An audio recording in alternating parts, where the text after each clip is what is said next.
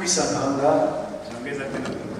ubwo rero hari Imana ishaka ngo tubwire none muri umugoroba lakini Mungu anahitaji kutuambia ndahamya yuko dizera yuko naamini kwamba yana message encore ce soir na ujumbe magharibi hari Imana ishaka ngo itubwire lakini Mungu anatuambia ubwo Imana itakiteranyiriza abana bayo kubusa Mungu azusanyisha tuweke kwa kule reka tuyiringire acha tumtumainie twizere yuko iri butugenderere naamini kwamba tutembelee dizera yuko mufite uko kwizera naamini kwamba mna imani ile nanjye mfite uko kwizera na mimi nina imani ile ubwo rero Imana iratumugisha Mungu atatubariki kuko cela ne dépend pas de l'homme ayambatane na mwanadamu cela ne dépend pas de qui se tient devant vous ile ayambatane mwenye nasimama mbele yenu biba pacifique kiwa ni pacifique biba chauffeur kiwa ni chauffeur biba undi wari wese kila yeyote icyangombwa cha lazima ni Imana ibikora umurimo ni Mungu anayetenda kazi aussi longtemps que ari Imana iri gukora umurimo wakati wote kama ni Mungu anatenda kazi uwaza habo wese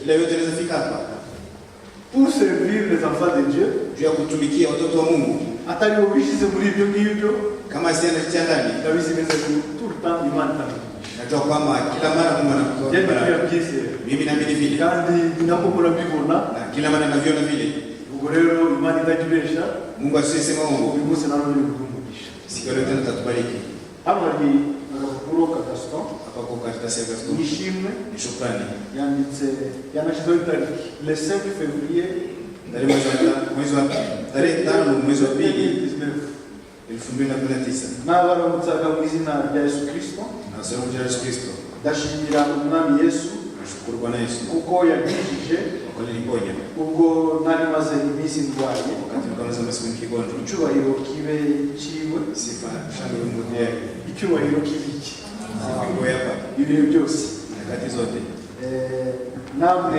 umwami abahumugisha na ninyi Bwana wabariki kubwo amasengesho yanyu kwa ajili ya maombi yenu ndimo kubyuka ko Gaston twamusengesho kwa gasaba tano Gaston tumombea yararwaye kwani kandi mgonjwa kugira ngo paul kavugaga ngo ari kumbi bose mwili wote alikuwa na byameze nk'uko kwani vile ariko twaramusengeye lakini tumombea ngo Imana yacu ishimwe Mungu atashukuriwe kuko yakijije Gaston kwa kwani mponya Imana yacu ishimwe kubw'ibyo Mungu atashukuriwe kwa vile kare nari kubonekereza ikintu mapema alikuwa na wazia kitu ntekereza ese iyo Yesu niliwaza nikisema aza kuba yaraje ejo hashize je ingewezekana kama Yesu angefika jana iliyopita nari mu imodoka wanatembeza gari iyo panse nzamugabo ile mawazo kanigia ndani iyo Yesu aza kuba yaraje ejo hashize Yesu angefika jana iliyopita sivuga ejo hazaza nisiseme kesho kutakuja ejo hashize nasema kesho iliyopita iyo aza kuba yaraje ejo hashize angefika jana iliyopita ikintu nahise ntekereza ikintu nahise mbona imbere yanjye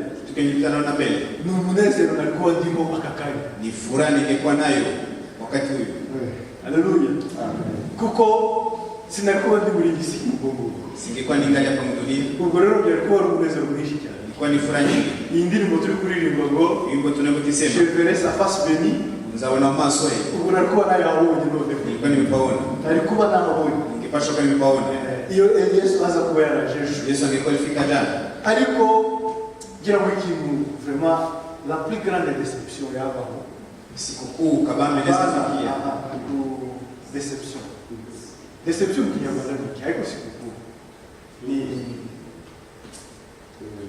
ikimwaro fezereka si n'ikimwaro kompe ahubwo ni fezereka mama bon ariko mukubyumva déception mutasikia déception la plus grande déception fezereka kabambe kutaneza patikana ni ukuta kubona Yesu kuri wa munsi kuona Yesu wale siku mutekereze mwazie pensez à cela mwazie kitu kile hamwe turi hano ubu na ninyi tuko hapa hivi leo twamaze gufata icyemezo tushakamata msimamo cyo kuvuga ngo ya kusema amadini tuyasohotsemo madhehebu tulitoka ndani tulitoka ndani tukurikiye Yesu nafuata Yesu hari ibyo waretse na venye umeachilia singereye kumenya uburemere juu uzito wa sacrifice wakoze ya kujitoa ariko hari ibyo waretse lakini kuna kenye umeachilia Petero nawe afite ibyo yaretse Petro naye na venye umeachilia yarageze aho ajya kubaza Yesu alifika kwenye akaanza kuswali Yesu akamubaza ati akamswali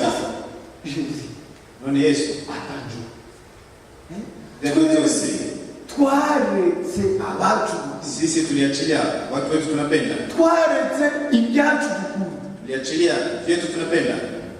Ni nka Paulo avuga ngo ibyari inyungu kuri mwe. Ndio kwa faida kwangu. Ubu noneho sigabibona nk'igihugu. Kubera Yesu Kristo.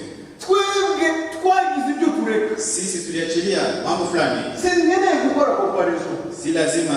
Mimi sitaki kufanya hata hiyo kufananisha mambo. Si shaka kujereranya makamo. Ngo menye ngo Barushimana ameachilia mambo gani? Ngo Pacific yaretse bihi. Pacific naye ameachilia vitu gani? Ngo yaretse bihi. Demi naye ya kwake. Ijozi nuko twese uko turi hano. Sisi wote gisi tuko hapa. Hari ibyo twaretse. Ndio tumeachilia.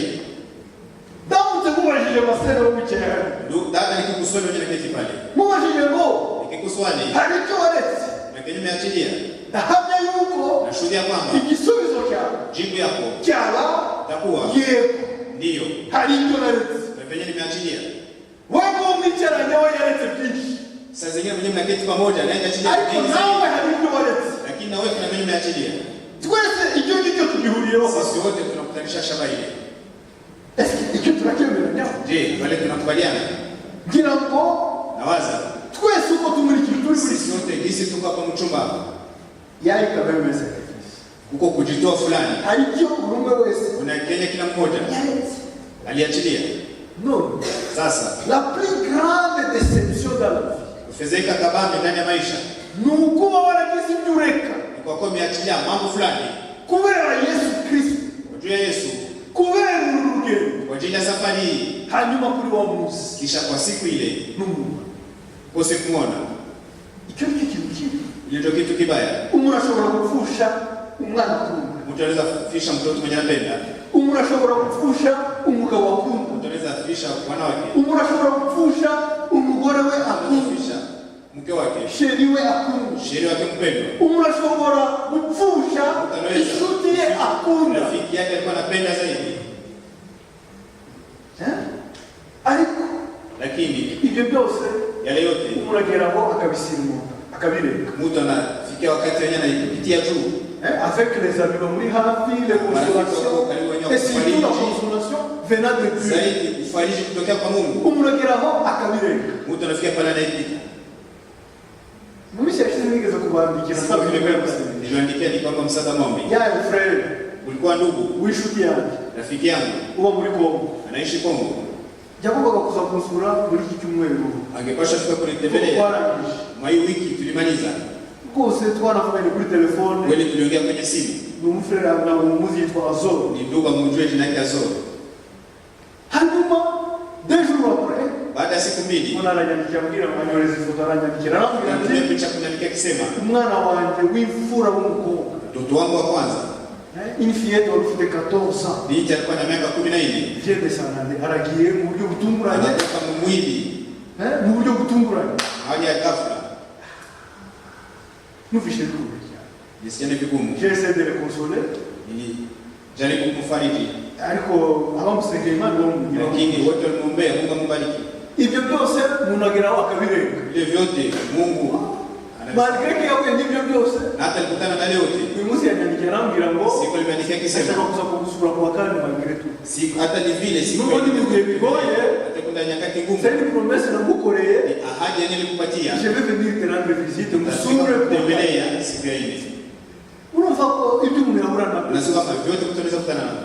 Umufrere abe Bukavu. Ule ndugu anaishi Bukavu. Ibyo umuntu yahura nabyo byose. Vyote mtaweza kukutana navyo. Imesi mbote. Anaweza kupita juu. Kimwe ni kibashora kusimu. Kimoja ni kenye kupita juu. Na tela kukosa kunyakuliwa. Na mshobora kuza kukukonsola. Hakuna mwenza kushika kufariji. La vierge folle wazasika lichokihe. Kila kumbafu mwenye tabaki siku ile. Hashobora kuza kubira kuvumilia. Est-ce que alors que yake je ile kitu mweneza kuvumilia. C'est la plus grande déception. Ni kufezeka kabisa. Haiko kufezeka. Nishakosa kabisa. Neno na usijambo ijalisho la kukoresha ama kwa Kinyarwanda nakosa neno kutumikisha. C'est seulement la déception. Guchiki ndege katika nguvu. Uko guchiki ndege ule katika nguvu. Hakushobora kusaba kugarura mwizo baraka. Hakuna mtu anaweza kurudishia zile nguvu. Niyo mpamvu ndio sababu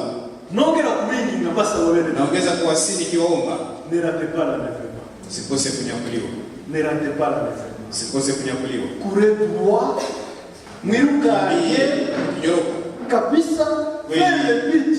Ukifikia kwenye lengo, Ayo enlèvement. hiyo ni kunyakuliwa. Dimanche kwa kucyumweru Siku ya Inga, Ewade Frank ndugu Frank yonge kugaruka ku kintu aravuga ngo uliongeza kusema hivi, inshingano ya buri muvugabutumwa wese tisha kila mhubiri nukongera kwibutsa kuongeza kukumbusha buri mukristo kila Mkristo yuko kuwa Yesu Kristo agiye kugaruka. Yesu uko karibu kurudi. Iyo ndio ni inshingano yacu twese. Leo shurutisha kila mtu. Niyo mpamvu Ndio sababu sinzaza n'ubundi butumwa sitaleta ujumbe mwingine utandukanye n'icyo ngicyo iko tofauti na hili, kuko nicyo cy'ingenzi. kwa kweli lazima On peut apporter un message de consolation. ushobora kubaza ubutumwa wahumuriza, On peut apporter un message ushobora kubaza ubutumwa de réconfort uongere baraka kubera ibibazo by'isi. juu ya shida za dunia, On peut apporter cela. ushobora kubizana. Ariko le message le plus urgent ubutumwa bwangombwa cyane ni ubutumwa ni ujumbe bubabwira ngo kuambia Yesu ageze ku muryango. Yesu anafika mlangoni, Nta gihe gisigaye. hakuna wakati unayobaki. Préparez-vous, Mjitayarishe, préparons-nous. twitegure. Nanjye ndimo. Na mimi niko ndani, Ntiyagira umuzara ndaleve. usimtatamusha kunyakuliwa En tout cas, kweli. nuko usenze Hatunaomba ujye usaba Imana ngo ukonaomba Mungu igihe abera bazinjira wakati watakatifu wataingia, quand les saints vont entrer mu gihe abera bazinjira nanjye uzanyemerera inzinjira. na mimi nikubalie ningie. Alléluia. Quand les saints entreront, Mu gihe abera bazinjira ku lorsque munsi, les saints abera bazinjira, Seigneur, j'ai Mwami, fait ce nombre. nanjye ndashaka kuzaba muri uwo mubare Lorsque les saints mu gihe abera bazinjira. mes frères, Bene data, je vais vous dire une chose. ndashaka kubwira ikintu kimwe. Iyo ndi gusenga, Wakati naomba jyenyine, mimi peke, sinjya nibagirwa gusaba Imana icyo kintu. ile kitu sisahau kuomba Mungu. Hari ibintu bibiri najya nibagirwa gusaba Imana. Kuna vitu viwili sisahau kila mara, Ne kuzabwiriza abandi ngo binjire, nisiwahi kuhubiri wengine ili waingie, ngongere no kwinjira. mimi nikose kuingia. Igihe abera bazinjira, Wakati watakatifu wataingia nanjye nzinjira. na mimi nipate kuingia.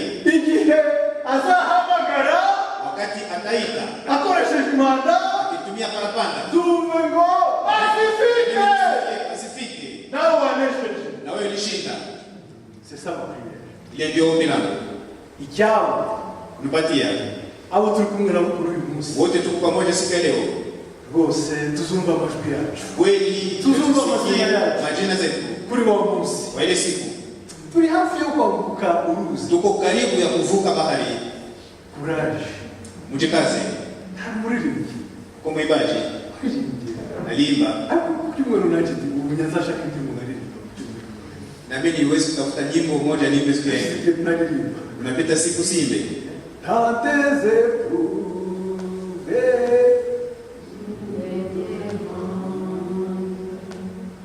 Pourquoi c'est ainsi les longs jours? Anakia côté commun. Pas que dans les mars sont définis.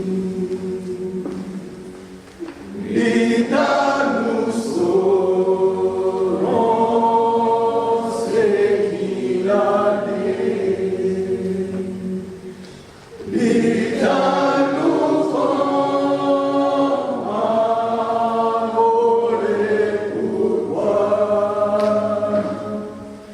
Courage mon frère, vis dans la lumière. Nous condamnons tous la vérité. Courage mon frère, niangane, courage ma soeur. niangane mshiki wanje. Nous comprendrons tout cela dans peu de minutes. Ibyo byose tuzabiona mu gihe gitoya. Imana Mungu abariki. nanezerewe cyane Nilifurahi zaidi ku cyumweru siku ya yenga. Imana iradukunda Mungu anatupenda. kandi Imana ifite umurimo wo gukorera hagati. Mungu ana kazi anatumika katikati yetu. Haleluya. Ewald Frank yatangije predikasiyo ye yo ku cyumweru. Alianza mahubiri siku ya yenga. Nawe agaruka kuri Petro wa pili sura 3. Narabyumvise twari kumwe hano. Sikia tukwa pamoja. Ila komanse nawe avuga uburyo Alianza akisema namna gani? Uburyo Petero yabivuze. Namna gani Petro akoresheje n'umwuka w'Imana. Akitumia na roho muri Petero wa kabiri igice cya gatatu wa pili sura 3. Kubera yuko isi n'ijuru bizatambuka. Kwa mbingu na dunia vitapita. Les cieux passeront. Mbingu itapita. Avec fracas. Na dunia itapita. Et les éléments embrassés de la terre. Nazo zikawaza zitatambuka. Vitu vyote kwa juu ya udongo vitapita. Ibyo byose yarabisomye. Yalivyonisoma. Agaruka kuri kya kibazo. Akarudi kuhusu ile swali. Quelle devrait être notre sainteté? Ukwela kwa juu. Yongeye agaruka kuri ibyo twakomeje kugarukaho. Buri umwe wese kila mmoja azasangwe akutane ari irreprochable. Ana lawama hata kidogo. Haleluya. Sans tache limite. Bila mkundu. Iwe yanabitinzeho cyane. Yaani kwa zaidi.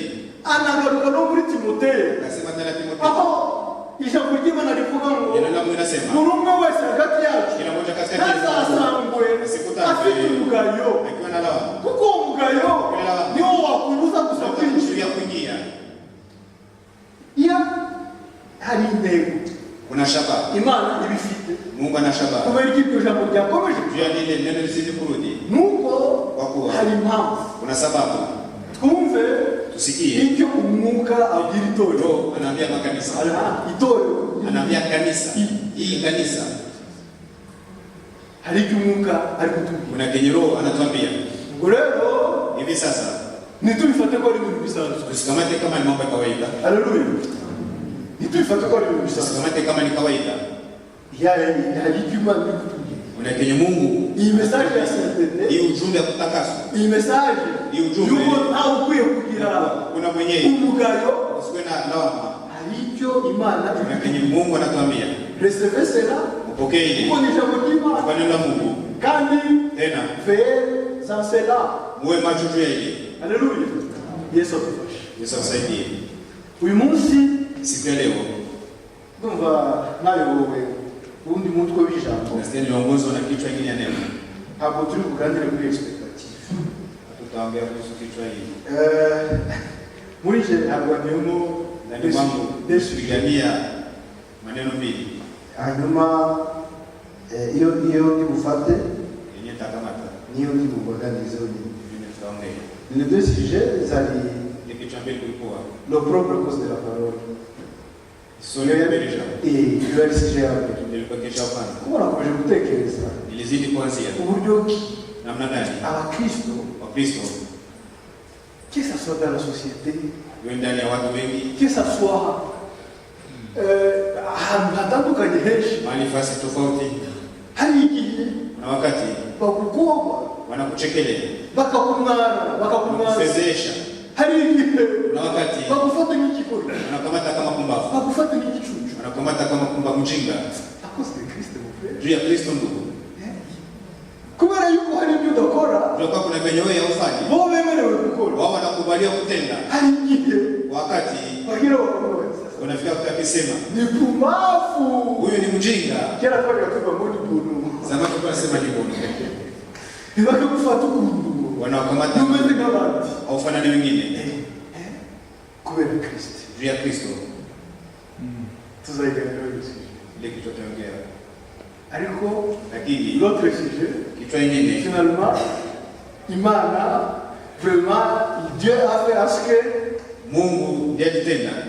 Imana yemeye ko Mungu alikubali aliyongiro basi ngomeza kuvuga ngo yule kitu nizidi kusema acha tuongee. Ni message ni ujumbe brana mugeze kukiriza brana mali kuhubiri ni message ivuga ngo ni ujumbe nasema aledi mjende mvuje kurire sa message ukimbia bila ujumbe. Sasa leo titre hii jambo tuganireo kichwa neno hili ni jambo livuga ngo neno nasema kurire sa message kwirukanga nta butumwa. C'est grave. Mambo ya kigeni. Courir sans message.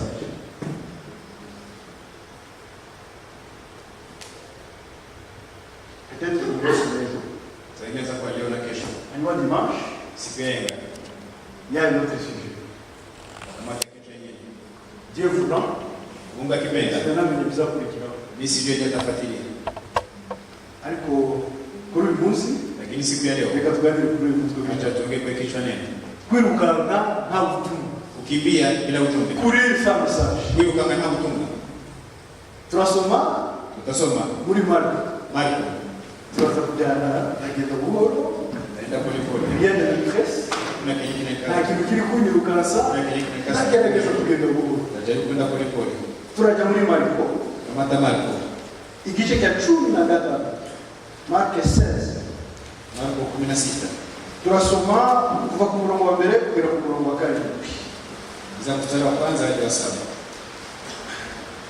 Lorsque le sabbat fut passé, Marie de Magdala, Marie mère de Jacques et Salomé achetèrent des aromates afin d'aller embaumer Jésus.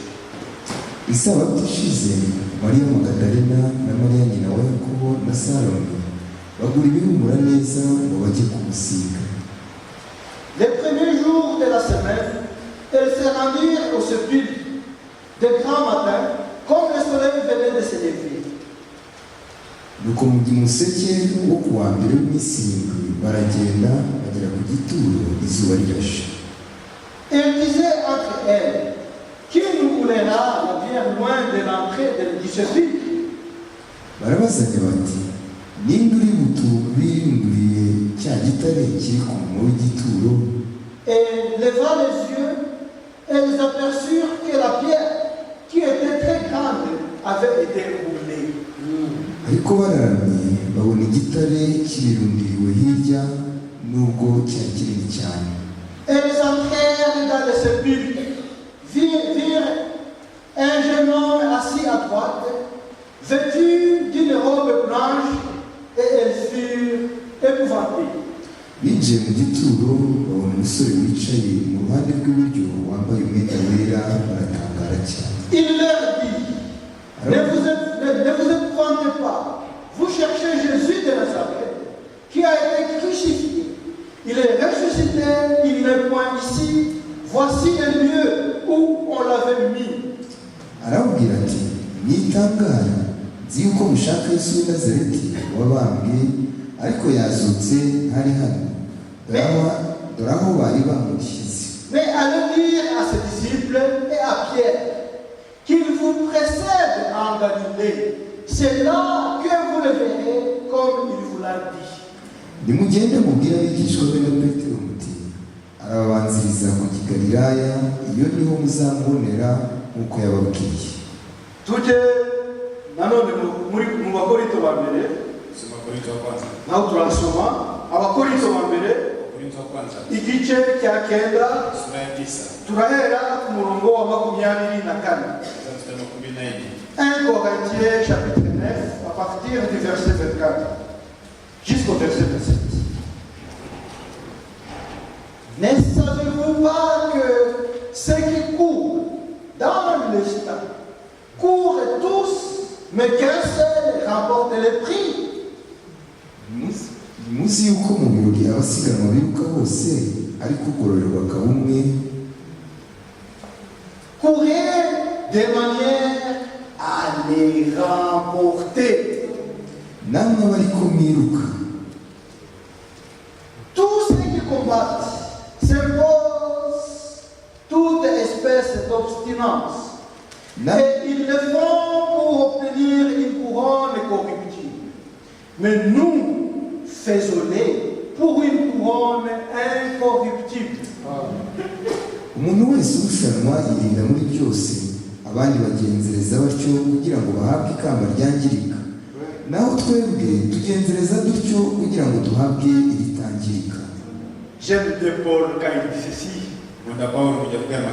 Moi donc, je cours, non pas comme à l'aventure. Je frappe, non pas comme batailleur. Nuko nanjye ndiruka ariko si nk'utazi aho njya, nkubitana ibipfunsi ariko si nk'ubusha. Nkukubita umuyaga.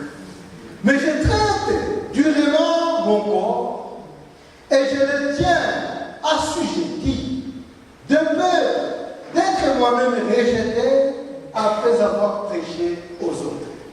Ahubwo mbabaza umubiri wanjye mukoza uburetwa ngo ahari ubwo maze kubwiriza abandi nanjye ubwanjye naboneka ko ntemewe. Imana ibaha umugisha. Mungu awabariki.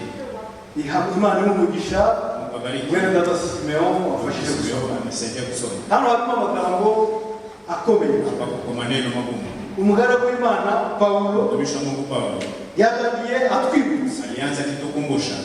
Atwibutsa. Akitukumbusha. Avuga ati Akisema ni mubizi neza se. si mnajua vizuri. Ni mubizi neza se. Mnajua vizuri. Yuko Kuwa iyo hari abantu benshi bari kurusha. wakati kuko mashindano. Abantu akaba ari benshi bari kurusha. Watu ni wengi wanashindana. Na igikombe gihabwa bose. Ile kikombe kipewe vyote wote. Haruba yabaye uwa mbere. Huko mwenye anakuwa wa kwanza. Haruba yarushije abandi. Anashinda wengine. Mwese uko muri hano mwamaze kubona abakuru irushanwa ryo Uliona wenye wanashindana kukimbia. Yes, athlete. Wale wa kukimbia. Aho umuntu yirukanka ku giti cye. Wenye mtu anakimbia kipekee. Atari kipe. Si kundi. Bose baba bashizemo effort. Wote wanatia nguvu. Bose baba bafite intego. Wote wanakuwa na shabaha. Bavuga bati wakisema ngiye kuri burangize imbere y'abantu. Mimi nitamaliza mbele ya Iki wengine. gikombe nijugisha. Mimi nitaikamata. Ariko nuko bose Hata wote baba bahuriye ku ntego. wanakuwa na shabaha moja. Iyo kursi irangiye Wakati kushindana kunaisha. de toute façon ntabwo bose barenge umurongo icyarimwe. Si wote watavuka ni mstari. Nuko haba harimo une portion de seconde. Hata kunakuwa kushindana kwa masekonda. Zibatandukanyije. Zinawachanisha. Iya hari haboneka umwe Unapatikana mmoja. warangije imbere y'abantu. Alimaliza mbele ya wengine. Nubwo by'abari utusegonda tuke cyane. Sekonda kidogo zaidi. Mais en fin de compte Lakini angalia. hari umwe urangiza imbere y'abantu. Mmoja anamaliza mbele ya wengine. Iyo bagiye gutanga igikombe Wakienda kwa nywele zao. twese kuko tubizi Sisi sote kisi tunajua. igikombe bagihereza umuntu. Wataipatia yule wa kwanza. N'undi nawe yaba yahera. Hata mwingine naye alijaribu. Peut-être que bari kumwambika iyo medaille de Kama bronze. wapatia medali ya bronze. Ariko ya medaille y'uwatsinze. Nani mwenye kushinda? Uwatsinze irushanwa. Mwenye alishinda Na mashindano. medaille d'or. Medali ya dhahabu. Iyo nihabwa. Ile inapewa. Wa wundi watsinze Yule mwenye kuko. alishinda kweli. Noneho Paulo yatangiye Sasa Paulo alianza kutukumbusha. aravuga ati Akasema, nimuzi neza yuko Unajua vizuri. nubwo bakwirukana ari benshi wakikimbia pia wengi. ariko gutsinda Lakini irushanwa mwenye sasa anatupatia aravuga wao. ngo Akisema, arushimana wowe waheshimane wewe. basifike wowe Wasifike wewe. shofere wowe Shoferi wewe. nawe mwene data Nawe tete ndugu tete. mushiki wanjye wowe hariya Data kweli wewe. mwese uko muri hamwe Ninyi wote kisi mko hapa. aravuga ati Akisema, wowe wewe.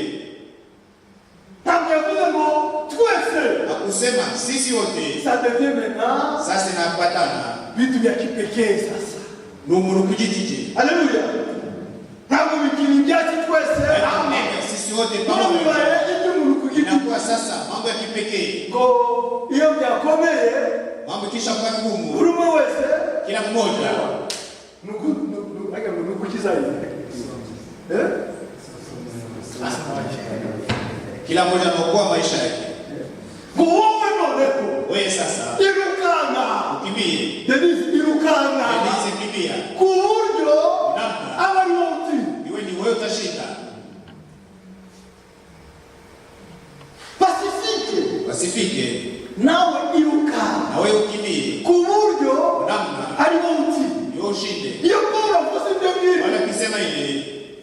hari ukuntu harimo ikintu cyangwa Kuna namna huko kitu ndani kitu cha lazima. yuko Yakuwa. ngomba kwirukana Acha nikimbie. narize ndeba Bila kuangalia. kumba rushimana ari kwirukana Yeye jana kimbia namna gani?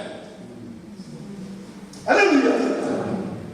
Sasa jimina Sasa inakuwa individuel uli muntu ku giti cye. singene kumenya ngo Si lazima nijue. simeowe Simeo yeye. arirukana hate Anakimbia namna gani? eski ari kugera hagati Je, anafika katikati. akakora break Anasimama kidogo. akabaza bakia na mjui. Anachipanguza chako. Sinyele kubimenyesha. Lazima nijue ile. Paulo anasema ngo. Ona naomba. Nirukanye. Nikimbie. Kurujo. Aba ni turangi. Mimi nimaliza wa kwanza. Haleluya. Ngo twese ko turi hano. Sisi wote kishi tuko hapa. Kurende banye. Tukimbie mnamo. Apporter le prix. Pate sawa. Mais pourquoi? Kuberiki. Wali kureba ngo basifike we. Juu anaweza ngani yeye anakimbia namna gani? Mais pourquoi? Juu ya nini? Tamu nuri kwiruka. Hakuna mtu anakimbia. Haje. Deva nao wali kwiruka. Huko wakati atasema leo anakimbia.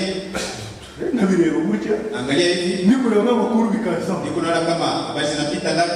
Sinigeze mbona. Sijawahi kuona. Aho umuntu yiruka. Kwenye mtu atakimbia. Ari kuchungana n'undi. Eko na chungia mwingine. Ari kosa. Yeye anajikaza, angalia mbele. Ari kosa. Anajikaza kidogo. Nuko byabari bitango le course obstacle. Hata na bani ile kukimbia na vizuizi. Haruko washiraho Unagisi wanatia ibintu bibaho vizuizi munjia. Urumwe yiruka Mmoja anakimbia na kuruka. asibukuba. Anakimbia. Nuko byabari course obstacle. Hata na bani ile kukimbia na vizuizi. Course obstacle. Ile kukimbia na vizuizi munjia. Hakindira kureba ngo Yes, lazima angalie. uri nyuma yanje. Kwenye nyuma yangu. Yasimutse igiti. Je, aliruka ni mti. Akigusha hasi. Akiangusha chini. Sinigeze mbona. Sijawahi kuona hata siku moja. Aho umuntu uri mu mirusha. Mtu mwenye kwenye na mashine. Achungana n'umuri. Chungulia mwenye kwa nyuma yake. Gowe. Angalia yeye. Ya obstacle. Yeye ataruka namna gani? Hiyo kizuizi yake. Aliivuka namna. Kile kimutangira. Ese yagikozeo kigwa hasi. Je, alikigusa na kikianguka Ese chini. yamuke yagifita yao aragwa. Na yeye alianguka chini. Tamu nigeze mbona. Sijawahi kuona mtu. Aibukia wewe wewe. Kusema yule ameanguka. Hapana. Il a un but. Hadi leo Abafite. Anapana Et il peut remporter le prix. kana anapasha apate sawa. Alléluia. Si tu as le but. Ni ufiti ndego. Ukaushaka kutsinda ubwabo. Wewe unataka kushinda, Kutsinda amakosa. kushinda kimbia. Pourquoi tu dois t'intéresser? Kubera iki ugomba guhangayikira Kubintu. vitu Bitari kugufasha gutsinda kurse. vyenye vitakusaidia kushinda ile mashindano. Kimwe gusa. Kimoja tu Ndio kitakufasha. ndio kitakusaidia. Mase Ariet. Dada aliye. Kimwe ndio kitakufasha Kimoja gutsinda. ndio kitakusaidia kushinda Irushanwa ryako. mashindano yako. La croix de Jésus. Msalaba wa Yesu. Irukana. Ukimbie. Uririmba ngo. Kimbie ukimbie. Urizera ngo. Kisema kiamini. Musalaba wa Yesu. Musalaba wa Yesu. Yesu. Zawikorera ngewe. Hata nifike kule. Ugeze kuzaidera. Genda uririmba. Wendo ki. Genda ufite ukwizera. Kana imani. Yuko. Yakuwa. Uko byagera kose. Hisi vitawezekana. Mimi nitabeba msalaba wa Yesu. Kuna msalaba wa Yesu. Mpaka nifike kule. Mbinguni kwa Baba. Mwisho kwa dada. Haleluya. Wengine akafika mjia. Undi nakagira mu nzira. Haramutse hageze undi aramutse ageze mu nzira. Kama kungekuwa mwingine anafika mjia. Umusaraba ukaremera. Msalaba inakuwa mzito. Agashaka kwanza kutereka umusaraba hasi. Yeye akapenda tembele msalaba pembeni. Aruruke gato. Apumzike kidogo. Na utamchunga. Je, naweza mtejeleza? Ninapenda kumisa watu walisho. Yeye munda kwanza abantu bakasumisa. Wamutekeleza. Je, utamngojea? Netieni vitu fikini wewe. Woko na shaba fulani. Unashaka kula kwa le prix. Wewe unapenda upate zawadi. Mais pourquoi est-ce que tu dois t'occuper? Kubeli. Kumi vitani kufashe. Vitu vyenye Vitani kusaidia. kamfuke kushi. Acha niseme hivi. Kubera iki wakwita ku bintu bitari kukongerera amanota. Juu ya nini utashughulikia vitu vyenye vitakuongezea mapoe? Abita Havitakuongezea mapoe. bitari kukongerera amanota mu gihe. Vitakuongezea mapoe Cyangwa msafari. se mu irushanwa ryawe. Baada ya mashindano. Iyo biza kuba bikongerera amanota. Ikiwezekana inaweza kuongezea mapoe. Wakakita yewe. Ongeza kubiangaikia na Ariko ndashaka kumubwira nataka kwambia distraction zose. vizuizi vyote. Hapana vizuizi. Ibiranga za Frère frère wari ukwiye kubiterera umugongo ipasha kutupilia mgongo bikaba wowe msalaba inakuwa ni wewe peke na msalaba tu vingine vyote vingine vyose vraiment ni mwimbili usiniambie jewe ni msalaba mimi ni msalaba tu hakini hakuna kingine mpaka nifike mbinguni kwa Baba kugeza uko ngera mu ijuru kwa Data ketie mzee imani kufasha Paulo yanditse amagambo meza kuri Efeso aliandika maneno mazuri mstari wa 15 aravuga ati akasema tous ceux qui combattent abarwana bose s'impose à toute espèce d'abstinence. Abarwana bose wote wanashindana bagira ibyo bareka wanafanya wanaachilia bagira ibyo batagendera na vitu vinavyotembelea ndani bagira ibyo barekura wanafanya wanaachilia bagira ibyo batitaho wanafanya wahangaikie. Haleluya. Ikintu cyiza cyane Alisema kitu kizuri toute espèce d'abstinence. namna ya mambo yote Ibintu byinshi bitandukanye mambo mengi tofauti bya bindi navugaga mukanya ile nilisema icyaza cyose chochote tunaweza fika kije kuba obstacle kwa kizuizi mu rugendo rwanjye safari yangu c'est une abstinence ngende kugira abstinence mimi sisi atangakia hanyuma noro nikomereza wile niendelee safari go abo mwisi iradore mbone reference alikuwa na mfano mzuri hari ibyo bareka wamudunia kuna venye wanaachilia kurone juste il kurone koliti juu ya taji yenye ya kuharibika umuntu ugiye kwirukana mtu mwenye atashindana kimbia nubwo yari umuntu ukunda kumugari cyane hata ni mtu mwenye alikuwa anapenda ugali zaidi hata kula bugari umuse mpagazabye ugali buzuzina eputa na kupendaka kandi arabukunda nuko umuterekera kiza cyane hata unaweza kupiga ugali zuri gira ngo igihe cyo kujya ku meza wakati ya kwenda mezani wewe atavuga ati yatasema mpatie muneke mpatie kitika kama siku muneke umwe wonyine sidubure tika moja tu ubwo bugari ile ugali mama wakizana kubuteka amefanya vizuri ndabuja kwiruka utakula nikimaliza kushindana reka ndikate nisukari vyele tuacha nikule sukari babikora ibyo byose bagira abstinence wanaachilia mambo fulani juste pour une couronne collective juu ya taji yenye ya kuharibika. maintenant Sasa qu'en est-il de nous kuri twebwe bimeze bite? bari kwirukana pour une couronne Wao wanakimbia juu ya taji, une couronne taji ya kuharibika, une couronne incorruptible. Taji isipo yenye haitaribika kabisa. kwa hivyo tushakikamba litazangirika n'umunsi n'umwe. None twebwe turi kwiruka, Sisi tuko na kimbia, twebwe turi kurwana, sisi tunapigana kubera iyo couronne juu ya ile taji itaja ibora haiwezi kuharibika, idashobora kwangirika. haiwezi hata kuharibika kidogo. Ni inshuro zingahe Mara ngapi nje nawe mimi na wewe twagombaga kugira ibyo tureka tunaweza kuachilia mambo kuri fulani cette couronne? juu ya ile taji? Alami ni gute Namna gani umuntu uri muri iyo kursi mtu mwenye yuko ndani ya mashindano yakongera kwisanga anaweza kujikutana ana muzima mwingine bw'ibyaha? ndani ya maisha ya dhambi? Ni gute? Ndugu, namna gani? Namna gani?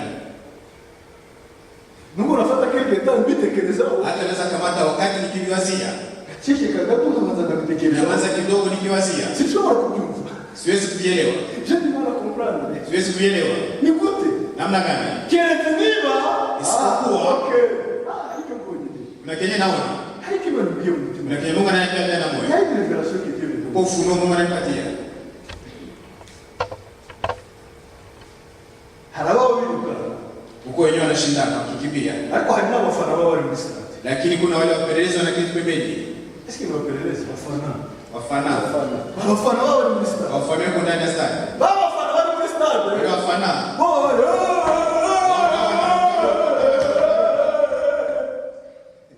ariko nabo bari kwiruka. lakini wao hawashindani. Uwo mufana Yule mfana aho ngaho ari kwiruka. wale kunyeka unarukaruka Ashobora kukureba. Kati tubakuba. washobora kuvuga ati mbitabi wa ashobora kumwitaka, Ashobora no kuzana anaweza hata kuleta agakanete k'inzoga. kakaneti ya pombe Birika ya pombe. Birika ya pombe. Birika ya pombe. Aho ngaho ari muri ibyo by'ubufana. Ndani ya fana. Nawe uri muri stade, attention. Na yeye ndani ya kiwanja. Attention, nawe ari muri stade. Na yeye ndani ya kiwanja. Tuko pamoja mfano. Turi kumwe. Nawe ari muri stade. Na yeye mu kiwanja. Nawe ni umufana. Na yeye mfana. Nimeokoka bila furahi. Arakijijwe ndanezerewe. Nimeokoka na furahi. Arakijijwe ndanezerewe. Na naimba. Na wakaririmba. Yesu nipeleke kule kwa Baba. Yesu Na naimba. na wakaririmba. Anafurahi pamoja na watu wakikimbia. Akishimira bari kwirukana. Lakini we ari muri cya gikundi cy'abafana. Yego ndani y'ikundi y'abafana. Je m'adresse à ceux qui sont en train de courir. Jewe ndareba muri babandi bari kwirukana. Ndimo ndabwira abayoboye wale sasa muri ya makuruwa. ndani ya mistari Ya makuruwa. ya mistari. Ndimo ndabwira abari muri ya makuruwa. Niko na beko ndani ya mistari kimia. Wako na kimia. Sindi kubwira abari hano mu bafana. Mimi siambie wale wafana. Haleluya. Abari muri kuruwa. Wanaenda mstari ya kukimbia. Abo ngabo Wale courir de manière à remporter le prix. wakimbie mnamo mtapata sawa. Haleluya. Mama yangu. Mama wangu. Courir de manière à remporter le prix. Murukanye ku buryo mubona igihembo. Mwirukanye ku buryo Kimbie mnamo mtapata sawa. Haleluya. Umuntu w'umufana. Mtu mfana ki. N'umuntu uri kwirukana. Na mtu mwenye kunakimbia. We, il n'a pas le temps d'observer les fans. We ntabwo afite igihe cyo kwita kuri babafana. Cyakora indirimbo baririmba. Lakini nyimbo wataimba Ewa, zinampatiaga umushiwa. zimuha gusigwa. Zimuha gusigwa. Zinampatia upako. Zikamuha umushiwa. Zinampatia upako. Imbaraga zikiyongera. Zinaongezeka. Kubera abafana. Juu ya wafana. Wa mufana. Wewe mfana. Nyimbo zitanimbia. Indirimbo zandirimbira. Zitanyongezea mufuko. Zizanyongera imbaraga mu kwirukana. Sinjyo kweli. Zosukuri. Fena. Indirimbo baririmba abafana. Nyimbo wafana wanaweza kuimba. Iyo wakinaga basket. Wakati ulikuwa unacheza basket. Ibyagufashaga. Silikuwa nakusaidia. Nakubwira imbaraga. Na kuongeza nguvu. Byo vile. Nuko ibintu biri. Abafana bwite no barakenuka. Wafana nao ni walazima. Basi badifata. Icyo bagufasha gusa n'ikintu. Kenyo atakusaidia ni kimoja tu.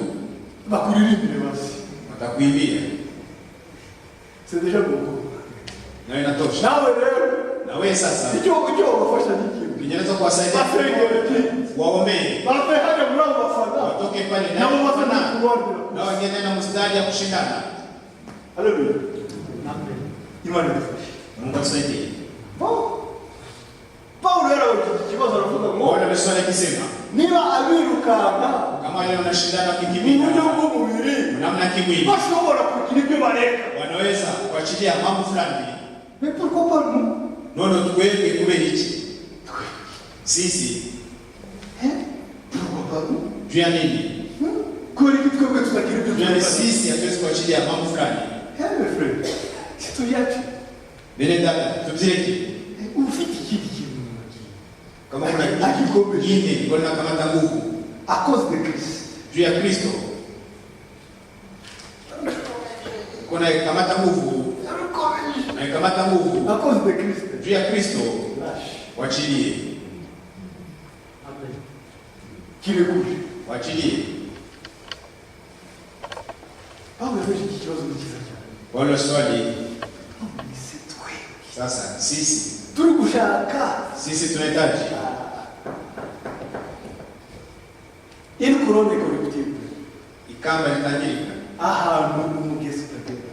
fasi kwenye kutu hawezi kufika, Ahantu ibisimba byangiza fasi kwenye vidudu vya kuribisha hawezi kufika. leo tuko tunagombana na vitu Uyu munsi turarwana vile n'ibintu vinakuwatake mu manyumba. bidutera mu nzu, Unaona kuna tusimba turi na tule tu vidudu turi tulialia. ugiye no mu nzu ya president. Ukiingia hata kwenye nyumba rais unaweza kukutana ndani, Unaweza kukutana na Trump wala kukwaki. na Trump ushobora kumsaidia wakafiti Ka Unabakia kunyumba. Oh, le monde. Ici. Vraiment que Dieu nous aide. Imani tufashe. Et tout fait ici. Tusikamate dunia. Now, Ali Obeberea. Kama ndio makao yetu. Lakini Mungu na Abrahamu yabigenza. kama vile Abrahamu alifanya. Abrahamu yaragize revelation. Abrahamu yeye alifunuliwa. We yali yaranze kuvuga ngo Yeye alisema sinzubaka icyicaro gihora. sitajenga makao ya milele. Yesu ajafata ihema ryanjye. Nitapana kamata hema yangu. Bikomeye aha. Kwa vigumu hapa. Nimukira handi. Nihamie fasi nyingine. Ariko Lakini mimi niko msafiri. ni umugenzi. Niko mpitaji. Que Dieu nous aide. Imani tufashe. Icyo ngicyo turamutse tukimenye neza. Ile kitu tukijua vizuri. Kabisa tukakimenya. Kweli tunakijua. C'est même pas question kukizera. Haitapata shida kuamini. Ntabwo bisa ntabwo kuvuga ngo kukizera. Ayombe kusema uiamini. Lakini ukijua vizuri wewe ni msafiri na mpitaji. Tu prends conscience de cela. Unakamata dhamiri ya kitu ile. Tu prends conscience. Ukamata dhamiri ya kitu. Ukaikimenya. Unavijua ile. Ukabaiveo ukavutia. Naona kama ni kweli. Tumwisi Mimi ni mpitaji na msafiri. Ukahurukiwa. Kila mara unakumbuka. Itakusaidia kitu kama mimi. 26. 16. Ne soyez pas distrait et distinct. Usizubae. Kuko sinaninjira muri sije. Mimi siangia ndani ya neno. Fuate vizuri. Mwado. Uyu ni Paulo.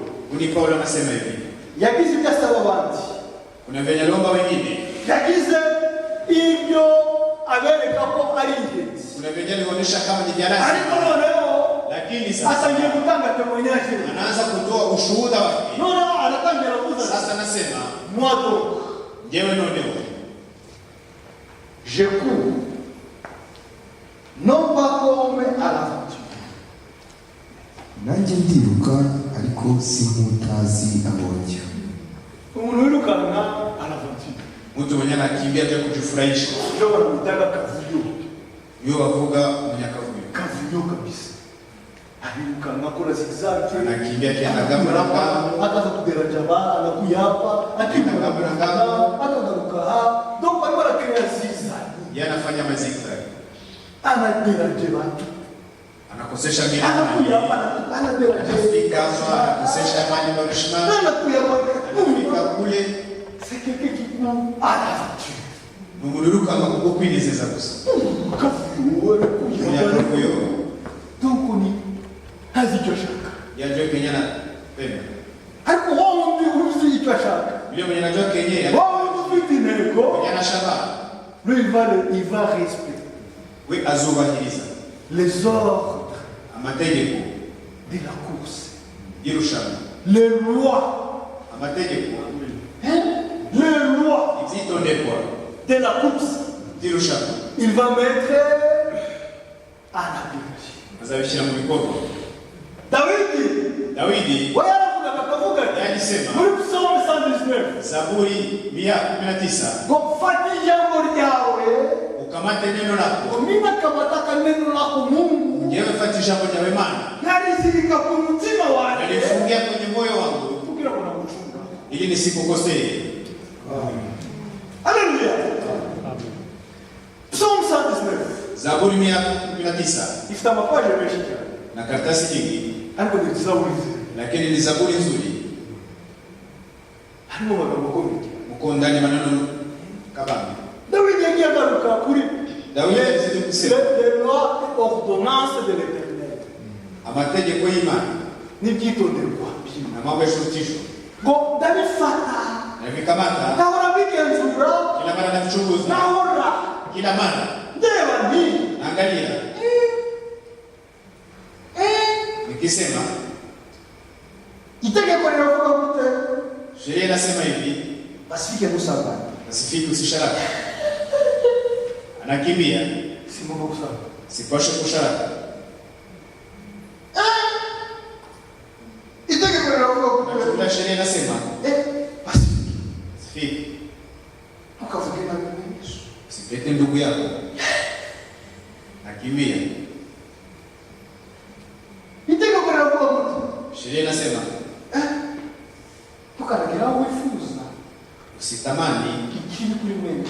kibaya juu ya ndugu yako, icyo wifuza yuko yenye unapenda wakupendee, abari nacyo na ni kile ukorera bene so. tendee ndugu zako. Iruka. Haleluya. Turi kumwe. Kwa pamoja. Paulo akavuga ngo, Paulo anasema, moi donc, none mwenyewe je cours non pas comme à l'aventure. akuniruka kama mwinezeza gusa. Moi je ne cours pas comme à l'aventure. Est-ce que nawe uliruka non pas comme à l'aventure? Naona kimbia eko kujifurahisha tu. Na uliruka no mfana kamwe. Nao kimbie kama kufana. Abafana wao kupigana Nao fara wanasongamana, wale wakisongamana. Ariko hari n'abandi bari kwiruka. Lakini huko wengine nao wanakimbia. Hari abandi bari serious. Huko wengine wanajua cha kufanya. Haleluya. Basi icyo bashaka. Wanajua kenye unahitaji. Icyo wakabiri. Wanajua kenye unasubiri. Ces gens-là, Wale watu ils ne sont pas distraits. hawezi kuzuba. Non. Bari focus. Agoshora kurangara. Wawe wanavuga ngo being focused. Ukagumuri ikintu cyawe. Kabaki kwa ndani ya kitu chako. Utareba ku ruhande. Bila kuangalia pembeni. Utatakaza. Bila kupoteza shabaha. Ukagumuri focus. Unabaki juu ya shabaha yako. Abo ngabo biruka naomba kama la fatiri. Anakuja kujifurahisha. Kabila bya Paulo Kama ile Paulo. bakuma bari Wawe na baki wakijikaza. ni jambo jema. Neno la Mungu. Que disent les Écritures? Maandiko nasema nini? Amina asema. Kasema amina. Birakomeye.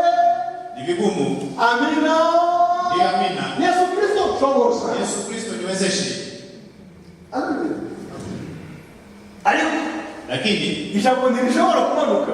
neno hawezi kushuka. Shabaji. Lakini na wewe unaexagera kwa sasa. Unataka kuangalia Sasa unaona niko mtu anaweza kufikiria kufuga. urakata. Unaona ushobora kuelewa icyo kigero. Naona zidisha. Ndio, ndio kuko mtu anaweza ile jaribu. Icyo udashoboye. Yenye hauwezi. Wabideruye. Tuvikamate. Ukabizanira Yesu. Vilete Yesu kumsalaba. Wameneye amaraso. Alimwagia damu. Basi niwezeshe na hivi. Na nyoshobozi. Uyamaniki. Nyoshe mikono. Kugira ngo uburane. Bali ujisambie. Hari abantu baburana nabo bigeze Huko watu wanasamba amategeko. Tubona nta kutugira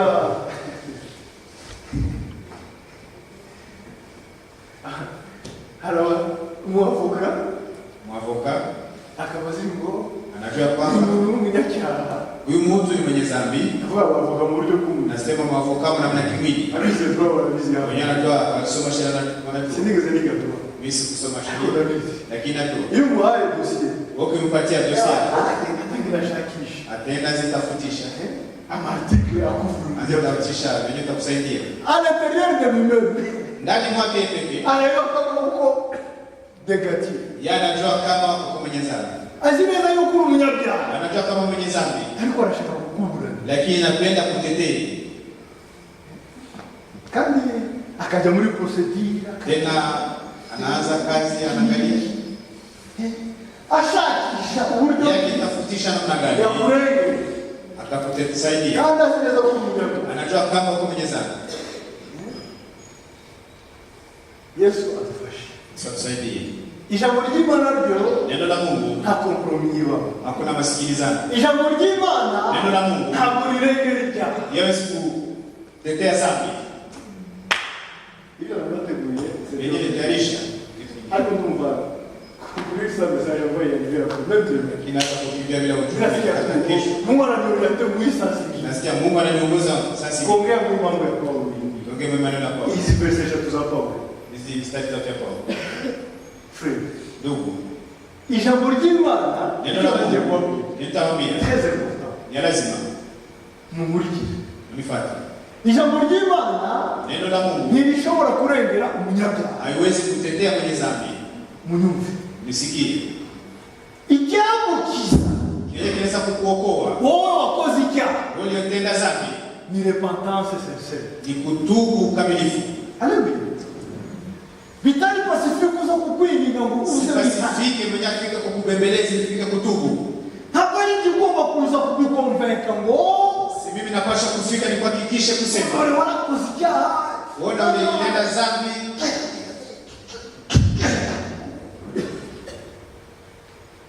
ntabwo ijambo ry'Imana hata neno la Mungu lishobora kurengera Pasifike mu byaha. haiwezi kutetea Pasifike ndani ya zambi. Icyo bisaba Yenye taomba birasaba kwihana, inaomba toba, ariko noneho ikigenzi cyane lakini cha lazima zaidi ukanahindukira na kugeukia. Virage sasa tunakwenda niba waragendaga gutya Kama ulikuwa unaenda hivi unageukia huko. Amen. Harakamfake Na kitu fulani alisema, jeno tesera nimeandika. yanavuze Alisema ndio tunapokea kwa kitu ndio tunaandika hapo ana rotuka kwa jana andikao. Frank yanavuze ngo Frank alisema kuna wakati unaweza kufikia le croix ya kile kisa ici. Yana kiwa kuvuga alimaliza kusema hapa ni kama tunamungu tofauti. Barangize ibyafashije mu ndirimbo ya Fanny Crosby, yeye nisaidia mjimbo ya Fanny Crosby. Ya murutse tumaze iminsi turi gukurikira Fanny Crosby. ya kipofu Utuntu tutandukanye ngenda shira mambo tofauti naandika. so Edward Frank Ndugu Frank yaramaze kuvuga kubijyanye muzikisha moyo uburyo ki ari torture, namna gani inamtesa ari torture iyo abantu bari kumwita ko ari we antikrist. wakati watu wanamsema kama yeye mpinga Kristo. Murabyuka kubivuga, Unakumbuka alisema, unakumbuka dizera ko mutari musinzira Kasi kama kusinzira. friend nuko ndavuga ngo ile application concentrate Ndugu jana anasema ile mahubiri ilikuwa na nguvu. dimanche byari concentrate Siku ya ngani ilikuwa na nguvu. barabyumvisha biri kubivuga uburyo ki ari torture Namna gani iyo uri kumukirasa data wakati watu wanamsema kama mpinga Kristo. nabyo aravuga ngo Aliongeza kusema ari nabyo bashaka kuvuga na ndio tenda kusema yaravuze ngo il arrive des fois que alijewigera les croyants refusent de corriger. abizera banga kukosorwa. Yakoresheje ijambo le croyant. Alitumia neno la pili. Barabyumvishije Ulisikia? yakoresheje ijambo le croyant refusent de corriger. Wabizera banga kukosorwa. Ngo de corriger ce qui n'est pas conforme à la parole. Kukosora bitaja nini jambo ry'Imana. Muri bisikia barabyumvishije. Ikingenzi no yongeyeho. Ya lazima niongeza. Yahise avuga ngo Nilitaka kusema quand cela arrive, ibyo bigiye bishitse c'est la porte d'entrée de Satan. mu muryango wa Satani. Muri bisikia Ndio maana tunabisi. iyo ibyo bishitse Maneno yale kitimia aho kwenye ijambo ry'Imana neno la Mungu bari kumurikira ngo dore iki ijambo ry'Imana wanakuangazia kwenye neno la Mungu inasema. ndio neno ya Mungu kinyi nasema Jambo ry'Imana livuga gutya. dore nawe turi Ona na neno ndani ukanga kusoma na katara kusaisha. Frank anasema Frank aravuga ngo ni kama vile ni nkuko unakosa mlango unaweza fungula ndio ni kwa fuzuru ni nkuko ushobora gukingura urugi welcome Satan ugaha karibu Satani.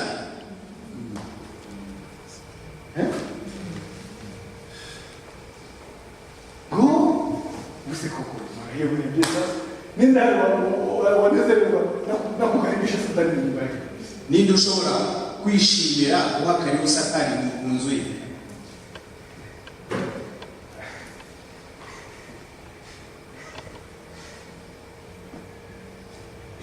Fere wazali pastor wanje Mwenyewe tulikuwa mchungaji wangu. kizo kungira nini Siku moja aliniambia tulikuwa naongea fere ndugu yangu. tukuganira hamwe Tulikuwa naongea kaniambia sema ndugu nta mufere ngo mama wafashe telefone aramuka huko ndugu alikamata simu akanipigia. mwanangu Akanipigia. habari gani sasa Akaniambia amakuru ki Satani. mwenyewe na wani Satani kwa Je, hata nikumbana namna gani tunaweza kuniita shetani? kwa habari gani sasa Akaniambia habari gani shetani? atukanaje vraiment umutima waje Na mimi abanezerewe n'ijuru ya mufrere kuri kufurahia maneno ndugu yule nimetumia. nibyo ubwike urashaka kuvuga niki Nitaka kusema nini? hagati ya tu Katikati yetu hapa ninde ni nani ushobora ushobora kwemera guhagarika Satani? Unaweza kubali karibisha shetani? Ni nani? Ese kwa mtu mwenye anaweza kufurahishwa Basi hari umuntu washimishwa no kufungurira na kufungua mlango Satani wengi shetani yaingie. Iyo bari kukwereka ijambo ry'Imana, Wakati anakuonesha neno la Mungu, nawe na wewe umunsi wa mbere siku ya kwanza oya ntabwo ndibwira sema hapana, sitatu. menya yuko Jua ya kwamba hari Satani uko shetani uri gukora gutya. yeye kunagonga. Shetani anagonga, Arimo arakomba yeye anagonga. ubwa kabiri Mara ya pili onasisi wanaongeza, bakongera bakabikwereka wanakuonesha tena. bitajire patire kusensibiliza Ngozi hana kuifunguro jela. menya yuko ari Satani uri muri Unajua kama ni shetani yuko nagonga. sensibiliza Ameza yumama jeze. useni ntibamaze kukintu kimwe Hivi si walisha sahau? use baracyabyibuka Je, wangali wanakumbuka ibintu mambo akoze ilitenda amezi 10 na pita amezi 9 miezi 9. ntabwo mkikibuka Hakuna mwenye angali nakumbuka. uburi yose Ili msahau. frere Ndugu, zambi haizekake ichaha agojisaza. kujya kijya gisoza Zambi haizeki. niba ufite mwene se wakoreye nabi Kama kuna muri ndugu yulitenda vibaya muri 2012 mwaka 2012, menya yuko icyo cyaha kiracyari aho ngaho unajua kama ile zambi ngali pale. kibisi kiracyari aho kibisi Ngali pale na uzima icyagufasha ya kukusaidia kugira ngo urokoke ili uweze kuokoka. kujya kurepanta icyo cyaha Uende kutubu kwa hili zambi. wakoze hashize imyaka 10 Ilitenda kunapita miaka 10. Imana idufashe. Mungu atusaidie. Frank arimo aravuga ngo Frank anasema kale croyant ijiabizera refuse de corriger banga kukosora go il donne libre entrée baba hayo uburenganzira bwo kwinjira Satani. kandi Satan Tena shetani ukifungura mlango tu yumukinguriye ngira ngo ahagarare mu muryango hagati nawaza mbele atasimama katikati mlangoni, hapa wendani na demosasi aite na mapepo zingine wale fulani asema we fulani wale wafungura muryango kuna mlango amefungua, kimbia wino Kuja. wino winjire utangie wewe Wewe. demo We pepo. demo urwango o pepo ya wino we pepo wale wanaanza kufungura Ukuje, ukuje. ni kule Satani kwa Ni vile shetani anatumika. unakaba muri kurushuko yarangize Mtu anakuwa mbaya zaidi ya jinsi alikuwa mbele. pourquoi Jua nini? il a refusé de corriger Yaanze kukosoa. alléluia amen turi kumwe mes frères Tuko pamoja. naturage dogo kuri sana kama dashaje kitu Ndio leo bila ujumbe. ibi ngibi ndikubwira ni ujyo bw'Imana cyane Ninaambia tu sivyo Mungu. nataka Si ndio vile kitaisha. on va continuer Hata kesho tutaendelea. mon frère Mwenye dada. wewe ukifiki cyane utari wakoso Mungu ali na zambi ya ukaba jamaa. witeza Unaketi hapa. kurea Golgotha Ukimbilie Golgotha. kurea Golgotha Wiruka njiri Golgotha. wihanye Utubu. ce qui est bien de Jésus Ibyiza kuri Yesu. il finit par te recevoir We arangiza kwakiriye. quand tu es sincère Iyo wihanye by'ukuri. gose Kweli.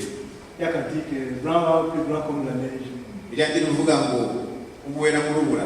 muririnda akavuga ngo Mwimbaji akasema noneho sasa de la croix moi qui étais par terre ngiye wari hasi ku butaka. noneho ndahaguruka ku birenge bya Yesu Kristo Ndahagarara ku birenge bya Yesu Kristo. je me relèverai de pied de Jésus Christ Nzahagurukira ku birenge bya Yesu Kristo. étant triomphant Ndunesha. étant triomphant Ndunesha. et à la victoire N'intsinzi. que Dieu nous vienne en aide Imana idufashe. que Dieu vous bénisse Imana iwamugisha. ndashaka no kubaza Sipenda atakwakawisha. kuri sa message ndabona ntabwo ndi mugiye turubize Kwirukanka nta mutumwa. Siku ya leo, siku ya donc on Yesu. continue Tutaendelea hata kesho. j'aimerais en tout cas ce que Ndivyo ndashaka ndakufuza yuko mimi naweza kupenda rwose kweli Imana yonyine Mungu yeye pekee hakuna faida. Nubwo agerageza kuvuga gute, Hata anaweza kujaribu kusema namna gani. avuga mu Gifaransa, Sema kwa Kifaransa, avuga mu Kinyarwanda, asema mu Kinyarwanda, avuga mu Kiswahili, asema mu Kiswahili, n'Icyongereza kidogo, na Kiingereza kidogo. nubwo nashira mu magambo za aya maneno ya namna gani ya kwangu, mu Imana itani mu mitima yacu. wakati Mungu Imana itani yonyine, wakati si yeye yaje Mungu kuikibuka alitayarisha kiwanja ntacyo byagaruka kusumbukia bure. gusa icyo rero nsaba Imana Kenye naomba Mungu nuko ukuwa yonyine yeye pekee ibashe hawezi kugenderera imitima kutembelea mioyo yetu. Haleluya. Kandi Imana icyo ibikora Tena Mungu anavitenda kama unavite Kristo hiyo, tutumie Yesu ibivye araza bikore anafika na kuvitenda. ariko Lakini pour aujourd'hui uyu munsi mon message c'est ubutumwa bwanjye courir de façon de manière kwirukanka mu buryo à remporter les prix. tubona ibihembo. Alléluia. Mon frère, Mwene dada, vraiment. Ne perds pas ton temps ureba ngo ntutakaze igihe cyawe ureba ngo runaka rwirukana. aseme eti fulani anakimbia namna gani. C'est ta course à toi. Niwo ugomba kurushanwa T'apporte le prix. kugira ngo ubone igihembo. Kandi umunsi wa levema. Tena siku ya kunyakuliwa,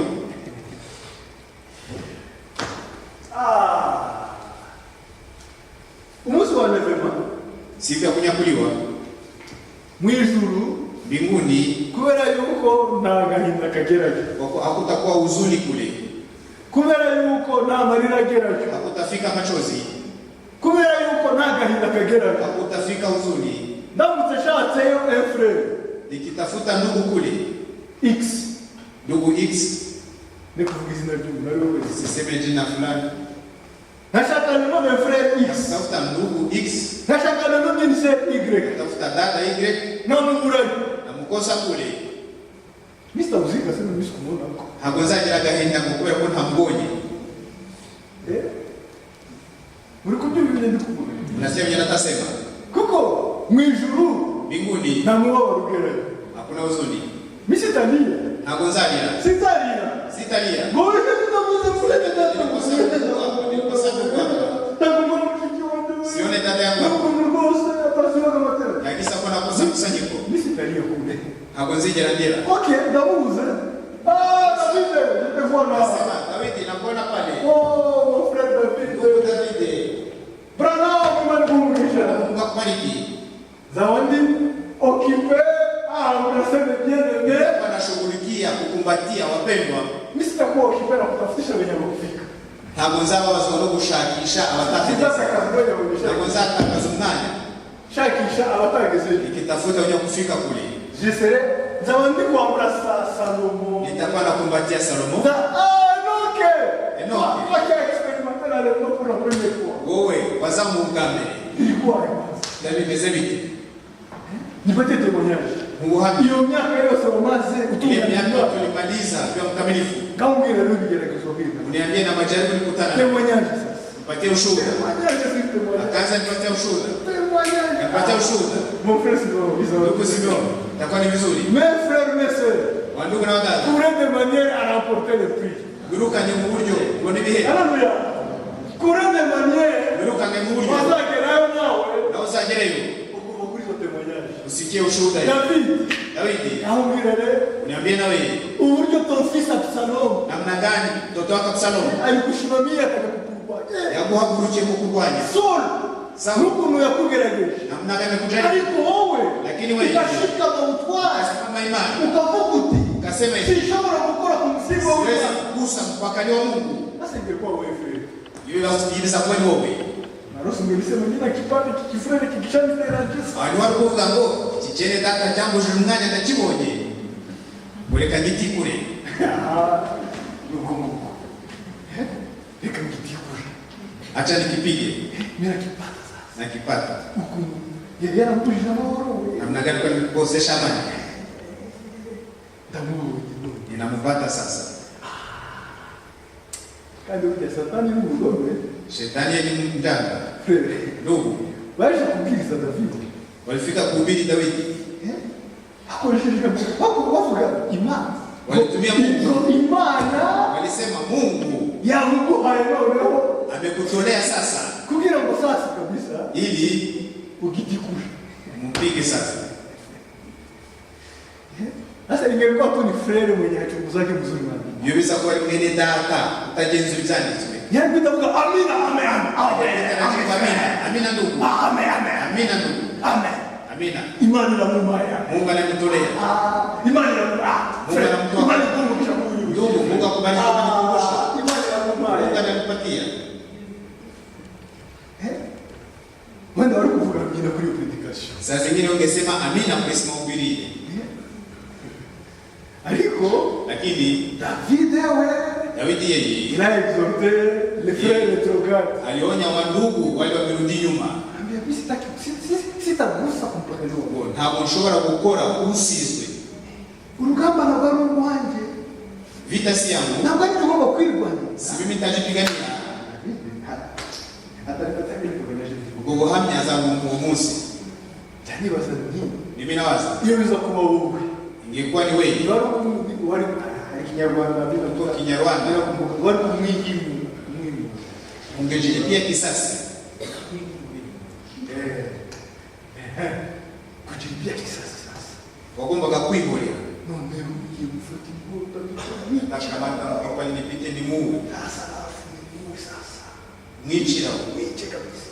Imani ya Mungu. Mungu anamtoa kwangu. Ne verse pas le sang de ton frère. Vous avez la maraso ya mwene so. Même avec tes propos. Namagambo yawe. Na maneno yako. Ne verse jamais Usimwage. le sang de ta sœur. Mume na maraso ya mshiki wako. Iyo. Yesu yesu. Yesu atakufashe. Uvuze nani mweneso. Wakati unatenda ndugu yako. Ni Mungu. Ni kama vile Walipata moto. ungekamata mkuki Ukamchinja kabisa. ukamwicha, Ukamubaraka. ukamchinja. Que Dieu nous aide. Mungu atusaidie. Soyons de bons chrétiens. Tuwe Wakristo beza. Assemblée. Leo Mwabaye une assemblée de référence. simukwe kanisa ya kielelezo. Kunju. Namna U Rwanda rwose. Rwanda nzima. Akarere k'ibiyaga bigari. Makwaye niyo Bose bamenya yuko wajua kwamba muri assemblée de référence. muko kanisa ya kielelezo. Turi assemblée de référence. Tuko kanisa ya kielelezo. Yakurikirana abafurere batandukanye. Na fata ndugu tofauti. Hari umufurere ndamunda. Uko ndugu napenda. Frere mbiye. Ndugu mbie. Uriya Frank yavuga kuvuga ngo tundeli. Ule Frank anaweza kusema daktari mbie. Yise église ye. Yeye alipatia jina kanisa yake. Alipatia jina. Tabernacle dinanga. Asema tabernacle Mu Kiruba dinanga bivuze urukundo. Dinange tafsiri ni upendo. Ngo tabernacle urukundo. Auditore ry'urukundo.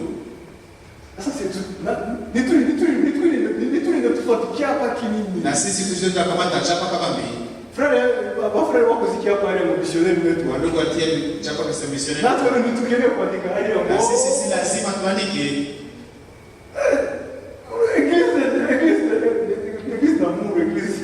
Auditore ry'urukundo. Bibe mu mitima yacu. Vikue ndani ya mioyo yetu. Haleluya. Bibe mu mitima yacu.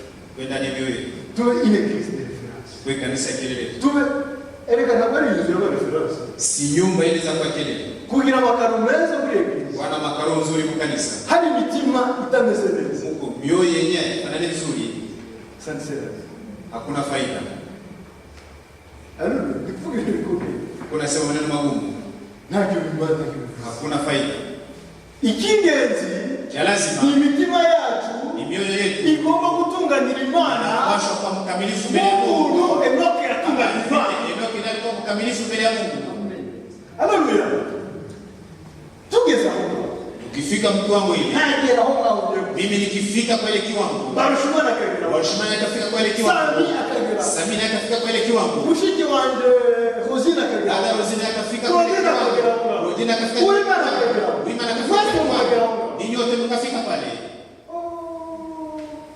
Moto itawaka. Umuriro uzaka. Moto itawaka. umuriro uzaka. Haleluya. Moto itawaka. Umuriro uzaka Katikati yetu. hagati yacu. Mungu atusaidie.